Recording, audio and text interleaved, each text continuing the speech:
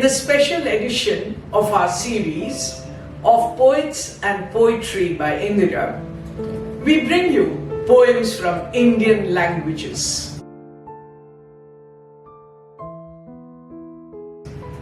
In today's episode, we have an Assamese poem. Assam. When you think of the region, what comes to mind? The mighty Brahmaputra river, the lovely greenery all around. And of course, before we had newer states carved out, it was also the land of the rhinos. Well, today we are going to look at poetry from that region.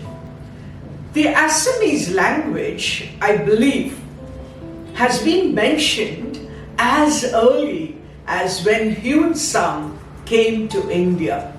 He talks about the region as Kamrup because that was the original name, which today we know as Assam.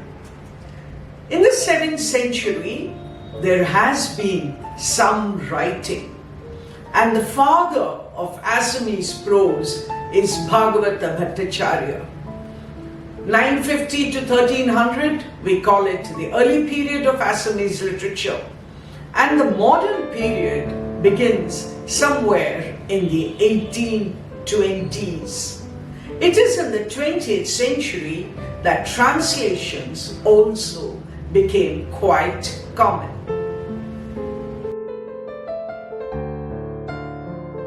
The poem we have today is Bhogali by Hiren Bhattacharyya.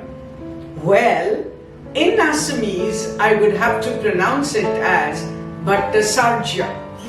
1932 to 2012, editor of Assamese magazines and newspapers. He is lovingly called Hiruda. Of course, we are going to look at a poem written by him. He won the Sahitya Academy Award, which we know is the highest, the second highest among the Indian awards. He has published anthologies of poetry and, interestingly, also a collection of nursery rhymes. His poems deal with what we might call everyday issues, and that is why it becomes easier for a reader to appreciate, to understand, and probably even empathize with the kind of poetry that he writes. Bhogali, that is the poem. Let me try and read it in Assamese for you. Tumi tu janai, I kobir, aru ek noy, otai matu kamir, taru singu singu silai, prem nishoy, onekoy, aboron khuli, hrudoy jurai. That was a very short poem. In Assamese, read to the best of my ability. Let us look at the English translation before we go on to analyzing the poem. You know well enough, this poet has nothing but a single shirt, even the stitches of which are torn. Thus, so love must be like that unveils your naked body but touches your heart, says Hiren Bhattacharyya. Do you remember all those poets that we have heard about who lived in poverty, to the extent that they probably even went to the debtors' prison in England, a very interesting concept which existed in England, Great Britain for many, many years. So this poet talks about two things here. One, he talks about the poverty of the poet. Probably that can be applied to all artists. At the same time, he talks about love. What is the lover looking for?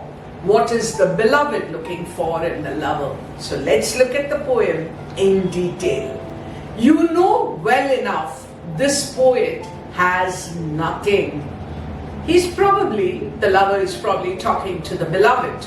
Or he's probably addressing his readers when he says, I have no riches, I have no wealth, in fact, I have nothing. Because poverty and art, probably all over the world, in all ages, go together. What do I have?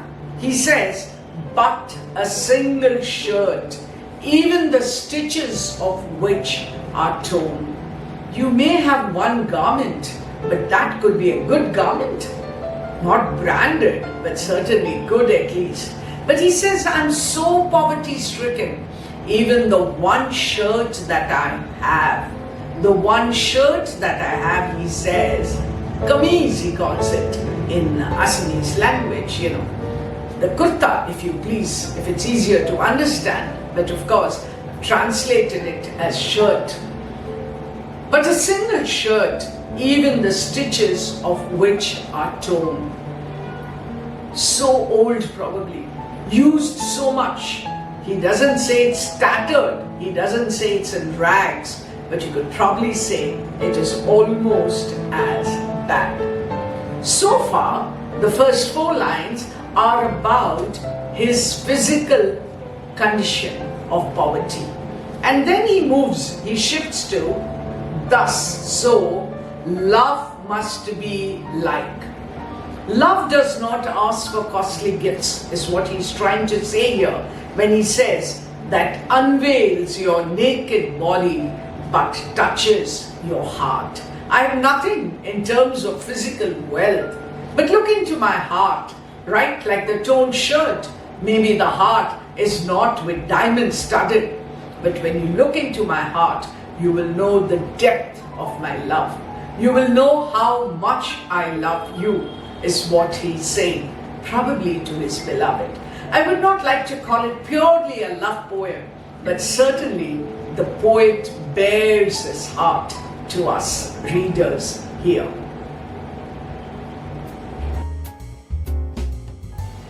Each time I read a poem in translation, I always remember the phrase lost in translation. Because however good the translation might be, it's so difficult to get the same rhythm or even the rhyme for that matter. Figures of speech like alliteration become impossible. So what is the figure of speech that one can find here as one reads it, even in the English language, is the simile and the metaphor. Remember, these are probably the oldest and the commonest figures of speech that we come across. So he talks about the shirt, remember, and then he talks about his heart. The shirt, which is not beautiful, probably, which is old, but yet which covers his body. And then come to the heart, which he says is filled with love for his beloved. The shirt is torn, not the heart, because it is filled with love. So the comparison you see, but because it's translation, it's difficult to say whether it's a simile or a metaphor, because each translator takes his own ideas of how best to translate. But what is important is, remember how the poem begins. Tumi, he says, Tumi is you. Remember, apostrophe. What is an apostrophe? Not a very common figure of speech in the poems that we've looked at, but you know it is a direct address to a person, thing, object, doesn't matter what, present or absent. So he says, you know. Is that you present there? The use of the word you there, to me, indicates that the poem begins with an apostrophe. Few figures of speech, but that doesn't make the poem less beautiful.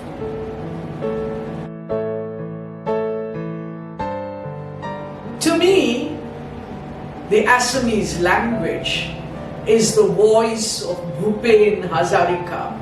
I'm sure many of you would remember him standing on the banks of the Brahmaputra and singing. That is a scene in my mind. So when I was reading this poem, I was looking at the vast variety of literature that we have in each language. I have to admit, I haven't read too much of Assamese literature, and even the little that I've read has to be in translation. But as I read this poem, I thought of the tenderness, the softness, the intensity, the sentiments that a poet brings to his writing. Isn't that what great literature is all about? You would agree with me. Each time you read a work of literature, the poet brings a part of his life, of experiences of the human race, alive to all of us.